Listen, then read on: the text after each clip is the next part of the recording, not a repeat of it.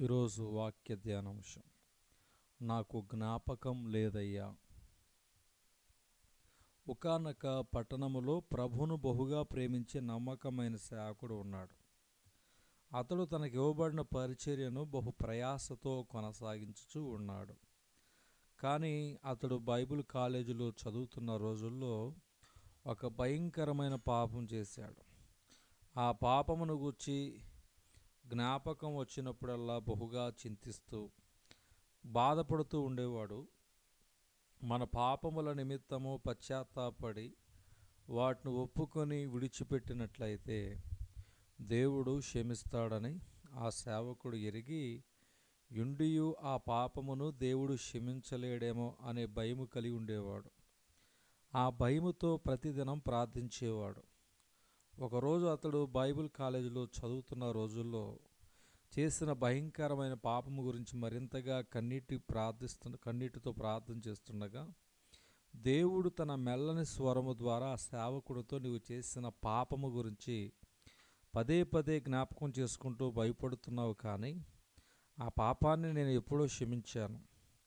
ఎవరి పాపమునైనను నేను జ్ఞాపకము చేసుకొనను అని బదులిస్తుండగా ఆ సంఘ కాపరి కళ్ళలో నుండి కృతజ్ఞతా కన్నీళ్లు జలజల రాలి ఉన్నాయి. నేను నీ పాపములు జ్ఞాపకము చేసుకొననని యెషయా గ్రంథము 43:25 చెప్పబడింది. ప్రియ సహోదరి, నువ్వు ఏదైనా ఘోర పాపం చేశావా? నీ యవ్వనములో కానీ, కాలేజీ దినములలో కానీ, వివాహము కాకమునుపు కానీ, లేదా వివాహం అయినప్పటికీ నీ భార్యకు తెలియకుండా, నీ భర్తకు తెలియకుండా, లేదా నీ తల్లిదండ్రులకు తెలియకుండా పాపిష్టి పనులు చేసేవా?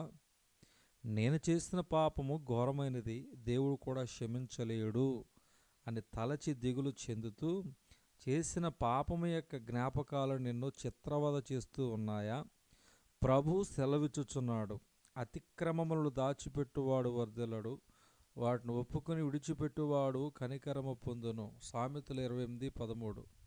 కనుక నీ పాపము ఒప్పుకొని దానిని నీలోనే దాచిపెట్టుకొనకుండా విడిచిపెట్టిన ఎడల మన ప్రభు నమ్మదగిన వాడును, నీతిమంతుడు గనక మన పాపములు క్షమించి సమస్త దుర్నీతి నుండి మనం పవిత్రగా చేయును అని 1 యోహాను పత్రిక 1:9 చెప్పబడింది.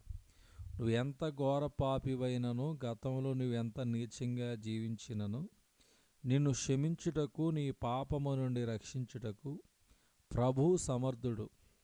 2000 సంవత్సరాల క్రితం ఆయన జన్మించిన ప్రధాన కారణం తన ప్రజలను వారి పాపము నుండి ఆయనే రక్షించును.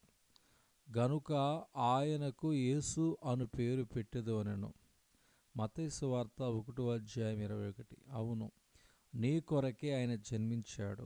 నీ పాపములను నిన్ను రక్షించుటకు, విడిపించుటకే ఆయన ఉదయించాడు. మరి ఎందుకు ఈరోజే నీ పాపములు ఒప్పుకొని ఆయనను నీ రక్షకునిగా అంగీకరించకూడదు? ఒకసారి ఆలోచించు. దేవుడి దిన వాక్య ధ్యానం దేవుడు దీవించునుగాక. ఆమేన్.